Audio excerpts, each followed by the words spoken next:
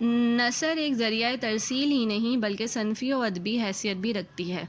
صنفی اعتبار سے نثر کے کچھ اصول و ضوابط بھی ہیں جن کے پیش نظر نثر نگار اپنے تجربات، مشاہدات اور افکار و خیالات کی ترسیل کرتا ہے۔ شاعری میں اختصار ہوتا ہے جبکہ نثر توضیحی اظہار کے لیے مشہور ہے۔ شاعری کے دوش بدوش نثر نے ہر خاص و عام کو متاثر کیا اور اہل علم و فن نے اپنے علمی و ادبی سرمایہ کو نثری اسلوب میں پیش کیا۔ نثر اصل میں ایک عربی لفظ ہے جس کے لغوی معنی بکھیرنے یا چھڑکنے کے ہوتے ہیں، لیکن اصطلاح میں کلام غیر موزوں کو نثر کہتے ہیں۔ نثر میں نظم کی طرح الفاظ مختصر نہیں بلکہ منتشر ہوتے ہیں۔ نثری تحریر میں پھیلاؤ، بکھراؤ اور تفصیل ہوتی ہے، یعنی نثر میں الفاظ کو جملوں اور جملوں کو عبارتوں میں پروئے ہوئے موتیوں کی مانند سلسلے وار رقم کیا جاتا ہے۔ زبان و ادب میں افسانوی اور غیر افسانوی نثر مشتمل ہیں۔ اس کی تعریف و تفصیل نیچے دی جا رہی ہے۔ افسانوی نثر۔ افسانوی نثر میں رومانی فضا، ڈرامائی عنصر اور افسانوی روح حاوی ہوتی ہے، جو نہ صرف قاری کے ذہن و فکر کو متاثر کرتی ہے بلکہ اس کے ذوق جمال و جذباتی کیفیتوں کو بھی مہمیز کرتی ہے۔ افسانوی نثر میں ناراست زبان کا استعمال کیا جاتا ہے۔ ناراست زبان سے مراد یہاں تمثیلی انداز، علامتی اسلوب اور استعاراتی زبان ہے، جو افسانوی نثر کو دلکشی و خوبصورتی عطا کرتی ہے۔ بسا اوقات کسی واقعے یا شے کا راست بیان مشکل و ناگوار ثابت ہوتا ہے، لیکن جب یہی بیان کہانی کے انداز، تخلیقی فضا اور فنکارانہ اسلوب و تکنیک میں سامنے آتا ہے تو ناگوار نہیں بلکہ خوشگوار لگتا ہے۔ افسانوی نثر میں اسلوب کی رنگینی و کشش ہوتی ہے۔ یہ رنگینی و چاشنی کہانی میں زور، حسن اور لطافت پیدا کرتی ہے۔ قاری اس رنگینی عبارت میں گم ہوتا چلا جاتا ہے۔ وہ اس رنگین بیانی سے لطف اندوز ہوتا ہے اور ساتھ ہی اس کا ذہن و دماغ کچھ سوچنے پر آمادہ بھی ہوتا ہے۔ افسانوی نثر کا اطلاق جن اصناف پر ہوتا ہے وہ اصناف درج ذیل ہیں۔ ناول۔ ناول انگریزی لفظ ناول سے ماخوذ ہے، جس کے معنی انوکھے اور عجیب و غریب کے ہوتے ہیں۔ ناول دراصل زندگی کی تصویر کشی کا فن ہے۔ اس میں کسی فکر و احساس اور زندگی کی حقیقتوں کو دلکش انداز میں پیش کیا جاتا ہے۔ رومانی عنصر ناول میں جذب، کشش کا احساس دلاتا ہے اور مناسب تراکیب و الفاظ انوکھے پن کی کیفیت پیدا کرتے ہیں۔ ناول کے موضوعات کا دائرہ وسیع ہے۔ اس میں فرد و سماج کی کشمکش اور جذبات و احساسات کی بھرپور عکاسی کی جاتی ہے۔ زندگی کے طویل واقعات ناول میں بڑی آسانی سے سما جاتے ہیں۔ واقعات کی تفصیلی بیان میں عہد و ماحول اور تہذیب و معاشرت کی جھلک بھی ہوتی ہے۔ ناول میں کردار کے ہر پہلو پر بالتفصیل روشنی ڈالی جاتی ہے، جہاں کہانی کے واقعات اور کرداروں کی تفصیلات خوبصورت انداز میں فنی عناصر میں ڈھلتی ہے۔ یہ عناصر ناول میں لطافت کی فضا قائم کرتے ہیں اور قاری کی توجہ کو گرفت میں لیے رہتے ہیں۔ پڑھنے والا ناول کی ہر عبارت و سطر میں زندگی کے تضادات اور کشمکش حیات کو بہرحال محسوس کرتا ہے۔ پلاٹ، کردار نگاری، منظر نگاری، جزیات نگاری اور مکالمہ نگاری وغیرہ ناول کے بنیادی عناصر ہیں۔ گویا یہ ایسے عناصر ہیں جن کے ذریعے ایک عمدہ ناول کی تشکیل ہوتی ہے۔ بقول آل احمد سرور، یہ زندگی کی تصویر بھی ہے اور تفسیر بھی ہے، خواب جوانی کی تعبیر ہے اور سب سے بڑھ کر تنقید بھی۔ یہ ڈرامہ یا مضمون سے زیادہ مکمل ہے۔ مضمون نگار زندگی کے متعلق اظہار خیال کرتا ہے۔ ڈرامہ زندگی کو شعلے کی لپک اور لہو کی دھار بنا کر پیش کرتا ہے، مگر ناولسٹ زندگی کے چہرے سے نقاب اٹھاتا ہے۔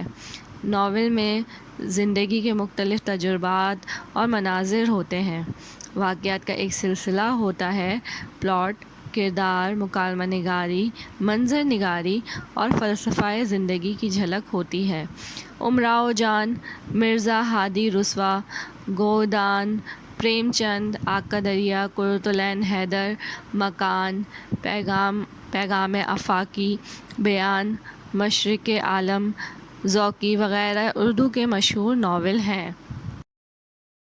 افسانہ، مختصر کہانی کو افسانہ کہتے ہیں۔ ناول کی طرح افسانے کے موضوعات کا دائرہ بھی وسیع ہے۔ افسانے میں سماجی مسائل اور افراد کی ذہنی و جذباتی الجھنوں کی ترجمانی ہوتی ہے۔ انسانی زندگی کے پیچ و خم، ناآسودگی، طبقاتی کشمکش، عدم مساوات، جنسی تفریق اور بے انصافیہ وغیرہ افسانے کے موضوعات ہیں۔ افسانہ ناول سے قدرے مختلف ہے۔ افسانے میں واقعات کو تفصیل کے بجائے اختصار سے پیش کیا جاتا ہے۔ ناول میں جس طرح ہر پہلو پر بالتفصیل روشنی ڈالی جاتی ہے، اس طرح افسانے میں کہانی کا ہر نقطہ تفصیل سے پیش کرنا مشکل ہے۔ اس میں زندگی کے ایک پہلو، ایک واقعے یا کسی نفسیاتی حقیقت کو پیش کیا جاتا ہے۔ اس کے باوجود افسانے اور ناول کی تشکیلی عناصر میں قدرے مماثلت پائی جاتی ہے۔ پلاٹ، منظر نگاری، مکالمہ نگاری اور کردار نگاری وغیرہ عناصر افسانے کے اجزائے ترکیبی میں سے ہیں۔ پلاٹ میں ربط و تسلسل، خوبصورت زبان و اسلوب اور کرداروں کے لحاظ سے مکالموں کا استعمال افسانے میں تاثیر و تاثر کا احساس دلاتا ہے۔ تخیل و تجربے کے اس حسین اظہار میں زندگی مختلف رنگوں میں ظاہر ہوتی ہے۔ بقول احتشام حسین، اردو افسانے کی ہی نہیں، دنیا کے افسانہ نویسی کی تاریخ میں یہ خصوصیت آپ کو ملے گی کہ ہر دور کی جو اہم صداقتیں ہیں، وہ اس دور کے افسانہ نگاروں کے یہاں ضرور نمایاں ہوتی ہیں، چاہے وہ اچھی فنی معیاروں کے ساتھ ہوں یا بھدے پروپیگنڈائی انداز میں، لیکن اپنے عہد کی وہ صداقتیں، وہ حقیقتیں، وہ بے چینیاں، وہ بے قراریاں جن کی طرف ہمارا ذہن مستقل منتقل ہوتا رہتا ہے، جو سوالات پیدا ہوتے ہیں، ہمارا ذہن جن کے جواب چاہتا ہے، ان کی طرف لازمی طور پر ہر افسانہ نگار کا ذہن منتقل ہوتا ہے۔ اب جس حد تک اس کا فنی شعور بریدہ اور پختہ ہوتا ہے اور زندگی جس حد تک اس کی گرفت میں آتی ہے، اس حد تک وہ زندگی کو خوبصورتی سے پیش کرتا ہے۔ اردو میں افسانہ نگاروں کی ایک لمبی فہرست ہے۔ ٹوبہ ٹیک سندھ، سعادت حسن منٹو، کفن، عیدگاہ، پریم چند وغیرہ مشہور افسانے ہیں۔ ان کے علاوہ مشہور فنکاروں کے کچھ افسانے انتخابات کی شکل میں شائع ہو چکے ہیں، جیسے آزادی کے بعد اردو افسانہ ایک انتخاب، کلیات منٹو کے افسانے وغیرہ۔ ڈرامے کے معنی کسی چیز کو کر کے دکھانا یا عملاً پیش کرنے کے ہیں۔ اس میں واقعات زندگی کو کرداروں کی مدد سے عملاً پیش کیا جاتا ہے۔ ڈرامے میں جذبات کے اتار چڑھاؤ اور واقعات زندگی کو صورتحال کے مطابق کرداروں کے توسط سے پیش کرنے کی خاصی گنجائش ہوتی ہے۔ کرداروں کی حرکات و سکنات، مکالموں کی ادائیگی، لباس اور روشنی وغیرہ ڈرامے کو دلچسپ و مؤثر بناتی ہیں۔ سامعین اور ناظرین ڈرامائی پیشکش میں دلچسپی لیتے ہیں اور راحت و سکون کا احساس بھی کرتے ہیں۔ یہی نہیں بلکہ واقعات کو عملاً ہوتے دیکھ کر افراد کے تزکیہ نفس کا عمل بھی انجام پاتا ہے۔ ڈرامے میں بھی زندگی کے واقعات و مسائل کی تصویر کشی کی جاتی ہے۔ تاریخی واقعات، سماجی اقدار، تہذیبی روایات، جذبات و احساسات کی ترجمانی اور فرد و سماج کی کشمکش وغیرہ ڈرامے کے موضوعات ہیں۔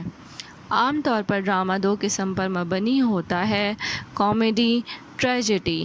ڈرامہ ریڈیو، ٹی وی اور اسٹیج کے لیے لکھا جا سکتا ہے۔ پلاٹ، کردار نگاری، مکالمہ نگاری، منظر نگاری، آرائش، اسٹیج اور موسیقی وغیرہ ڈرامے کے بنیادی عناصر ہیں۔ ان اجزائے ترکیبی کے ذریعے ڈرامے میں زندگی کے نشیب و فراز اور تضادات کو پیش کیا جاتا ہے۔ بقول عتیق اللہ، ڈرامے میں کسی ایک یا ایک سے زائد سماجی مسائل کو بنیاد بنایا جاتا ہے اور کبھی کبھی ان کا حل بھی پیش کیا جاتا ہے۔ ڈرامہ نگار ان کشاکشوں کو حقیقت آگی نثر میں نمایاں کرتا ہے جو انسانوں کے مابین جاری ہیں۔ وہ ان تضادات کو نمایاں کر کے دکھاتا ہے جن کی جڑیں انسانی معاشرت کے تضادات میں پیوست ہیں۔ اردو میں ناول و افسانے کے ساتھ کامیاب ڈرامے بھی لکھے گئے ہیں۔ سلور کنگ، آغا حشر کاشمیری، انارکلی، امتیاز علی تاج، آگرہ بازار، حبیب تنویر، ضحاک محمد حسن وغیرہ مشہور ڈرامے ہیں۔ مختصر یہ کہ افسانوی نثر، خواہ داستان ہو یا افسانہ، ناول ہو یا ڈرامہ، ہر ایک کی اپنی انفرادی حیثیت ہے۔ یہ ان اصناف میں زیادہ تر بیانیہ انداز ہوتا ہے جس میں کہانی کا عنصر غالب ہوتا ہے۔ احساس کی شدت، جذبے کی حرارت اور تخیل کی بلندی میں ان اصناف نثر میں فنی حسن پیدا کرتی ہے۔ حالات کی تلخی، زندگی کی ناکامی و تشنہ لبی، فرد و سماج کی کشمکش اور افراد کی زیادتیاں افسانوی نثر میں بڑی خوبصورتی سے ڈھل جاتی ہیں۔ گویا واقعات زندگی کہانی میں اس سلیقے سے پیش ہوتے ہیں کہ قاری کو اس کی تشنگی کا احساس نہیں ہوتا۔ فکر و خیال کی عکاسی اور جذبات کی ترجمانی نئی تکنیک و اسالیب کے ذریعے کی جاتی ہے جس سے زبان و ادب میں اضافہ ہوتا ہے، لہٰذا ان کی اہمیت سے انکار ممکن نہیں۔ خاکہ، کسی چیز یا شے کا سرسری تعارف خاکہ کہلاتا ہے۔ خاکے میں کسی فرد یا شخص کا مختصر تعارف پیش کیا جاتا ہے۔ خاکہ نگار اپنے مطالعے اور مشاہدے کی روشنی میں شخصیت کے کسی ایک پہلو یعنی اس کے کردار یا اوصاف و شمائل وغیرہ پر اس انداز سے اظہار خیال کرتا ہے کہ شخصیت کی شبیہ کاری کے سامنے آ جاتی ہے۔ اس طرح قاری متعلقہ شخص کے افعال و اعمال کے بارے میں صحیح اندازہ لگا لیتا ہے۔ خاکے میں تفصیل کے بجائے اختصار سے کام لیا جاتا ہے۔ انگریزی میں اسکیچ یا پین پورٹریٹ کے الفاظ خاکے کے لیے استعمال کیے جاتے ہیں۔ اردو میں مرقع نگاری، قلمی تصویر اور قلمی چہرہ وغیرہ الفاظ میں مستعمل ہیں۔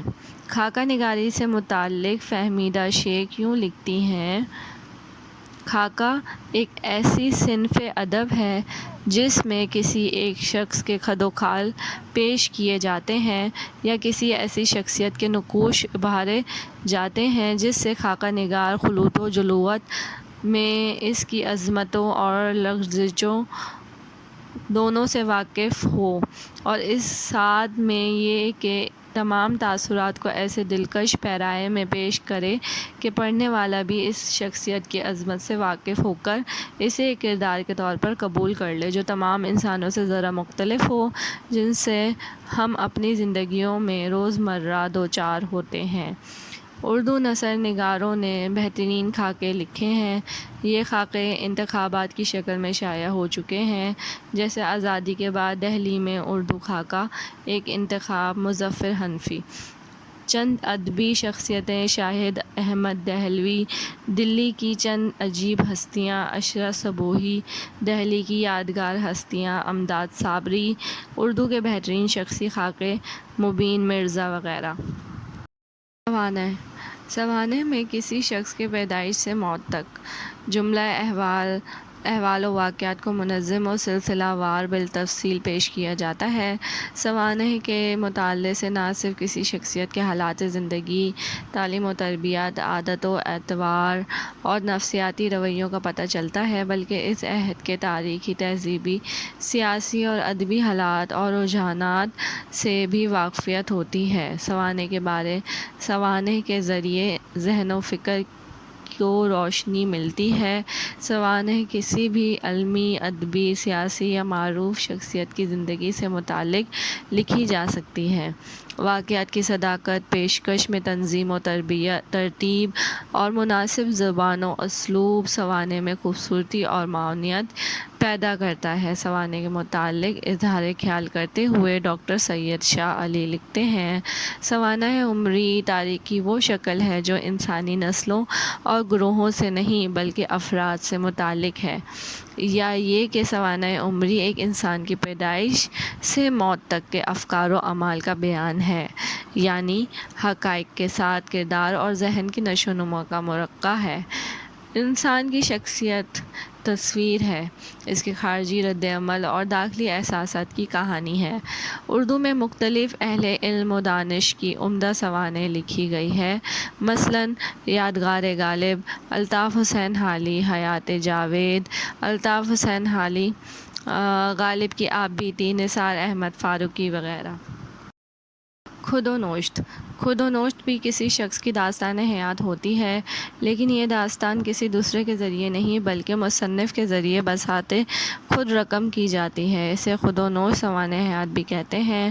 خود و نوشت لکھنے والا اپنے حالات زندگی اور تجربات و مشاہدات کو لوگوں کے سامنے پیش کرتا ہے، یعنی وہ خود ہی موضوع، خود ہی ہیرو اور خود ہی مصنف بھی ہوتا ہے۔ سوانح اور خود و نوشت کے مابین یہی فرق ہے کہ سوانح کسی دوسرے کے ذریعے لکھی جاتی ہے اور خود و نوشت مصنف خود لکھتا ہے۔ اسی وجہ سے خود و نوشت کو آپ بیتی بھی کہا جاتا ہے، جس میں روداد زندگی کو اس انداز میں پیش کیا جاتا ہے کہ آپ بیتی جگ بیتی بن جاتی ہے۔ مصنف اپنے شخصیت کے تہوں کو اس طرح کھولتا ہے کہ قاری نہ صرف اس کے افکار و اعمال سے بلکہ زندگی کی حقیقتوں سے بھی واقف ہو جاتا ہے۔ خود و نوشت جہاں داستان حیات ہوتی ہے تو وہیں انسانی نفسیات کی ترجمان اور شخصیت کا حقیقی عکس بھی ہوتی ہے۔ سماجی و معاشرتی رویے، سیاسی افکار اور علمی و ادبی رجحانات ایسے مواد عطا کرتے ہیں۔ بقول وحاج الدین علوی، خود و نوشت انسان کی زندگی کے واقعات، مشاہدات، نظریات اور اس کے محسوسات کی داستان ہوتی ہے۔ بعض ادباء و نثر نگار نے اپنے خود و نوشت لکھنے کی کوشش کی ہے، جیسے سلسلہ روز و شب، صالحہ عابد حسین، یادوں کا جشن، کنور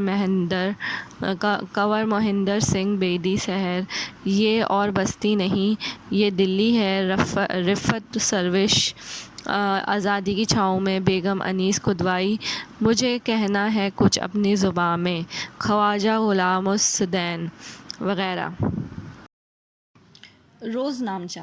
روز نامچے میں شب و روز کے واقعات یعنی صبح سے شام تک کے معمولات اور کارکردگیوں کو روزانہ لکھا جاتا ہے۔ ان تمام واقعات کا تعلق مصنف کی داخلی اور خارجی زندگی سے ہوتا ہے۔ زمانے کا ماحول، مروجہ روایات و نظریات کا عکس بھی روز نامچے میں جگہ جگہ ملتا ہے۔ گویا روز نامچہ ایک ایسی دستاویز ہے جو کسی شخص کی مصروفیات زندگی کے ساتھ ساتھ تاریخی سچائیوں اور سیاست و معاشرت کے متعلق بھی معلومات فراہم کرتی ہے۔ روز نامچہ کسی بھی شخص کے ذریعے لکھا جا سکتا ہے۔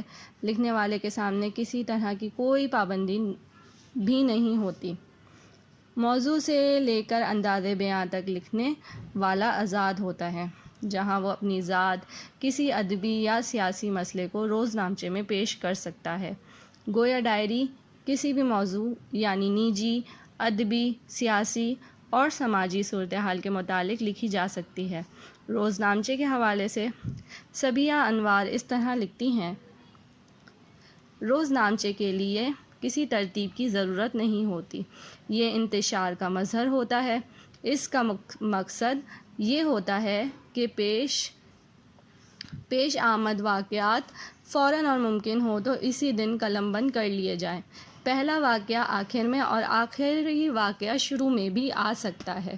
روز نامچہ نگاری کی جانب بعض نثر نگاروں نے اپنی توجہ مبذول کی ہے، حالانکہ یہ زیادہ تعداد میں فراہم نہیں، تاہم کچھ روز نامچے ڈائریاں مختلف موضوعات پر موجود ہیں، جیسے ایک ادبی ڈائری اختر انصاری چھٹا دریا فکر وغیرہ۔ انشائیہ، یہ انگریزی لفظ ایزی سے ماخوذ ہے جس کے معنی مضمون کے ہوتے ہیں، لیکن کس پیشکش مضمون پر انشائیے کا اطلاق کیا جائے یہ ایک اہم مسئلہ ہے۔ جب کسی موضوع سے متعلق کسی پہلو کو اجاگر کیا جاتا ہے تو پیشکش کے اس انداز کو مضمون کہتے ہیں۔ مضمون میں متعدد معقولیت اور علمیت ہوتی ہے۔ انشائیہ بھی ایک مختصر یا طویل مضمون کی شکل میں ہو سکتا ہے، البتہ یہ عام مضمون سے قدرے مختلف ہے۔ انشائیہ میں تسلسل بیان نہیں ہوتا بلکہ تاثراتی و جمالیاتی رنگ ہوتا ہے، سنجیدگی کے بجائے کہیں طنز اور کہیں مزاح کا عنصر حاوی ہوتا ہے۔ انشائیے میں کیف و مستی اور ظرافت پائی جاتی ہے، جس کا مطلب فرحت و انبساط پہنچانا ہوتا ہے۔ انشائیہ نگار ہنسی مذاق کے انداز میں اپنے احساسات و تاثرات کا اظہار کرتا ہے، حالانکہ انشائیہ میں کسی حد تک افسانوی عنصر پایا جاتا ہے، اس کے باوجود افسانوی اصناف میں اس کا شمار نہیں ہوتا کیونکہ اس میں اجزائے ترکیبی کا فقدان ہوتا ہے اور اظہار بیان میں تنظیم و ربط نہیں ہوتا۔ مختصر یہ کہ ایک ایسی تحریر جو منشائے مصنف اور آزاد بیانی پر مبنی ہو اسے انشائیہ کہا جاتا ہے۔ بقول نذیر صدیقی، انشائیہ نام ہے اس مضمون کا جس کی لمبائی 1 سے 20 صفحے تک کچھ بھی ہو سکتی ہے، جس میں کسی بھی مضمون سے بحث کی جا سکتی ہے، جو اپنے مشن اور اسلوب دونوں اعتبار سے شخصی ہوتا ہے، جو انداز فکر یا انداز نظر یا انداز بیاں کے اعتبار سے لائٹ ہوتا ہے، جس میں گہری سے گہری بات سرسری اور سہل انداز میں کہی جاتی ہے، جس میں لاابالی پن اور عدم سنجیدگی کی فضا پائی جاتی ہے۔ اردو میں خاصی تعداد میں انشائیہ شائع ہو چکے ہیں، کچھ انتخابات کی شکل میں اور کچھ مجموعوں کی صورت میں منظر عام پر آ چکے ہیں۔ مزید ایجوکیشنل اینڈ جابس اپڈیٹس کے لیے ہمارے چینل پیغام سندھ آفیشیل کو سبسکرائب اور لائک کریں اور بیل آئیکن کو پریس کریں۔ شکریہ۔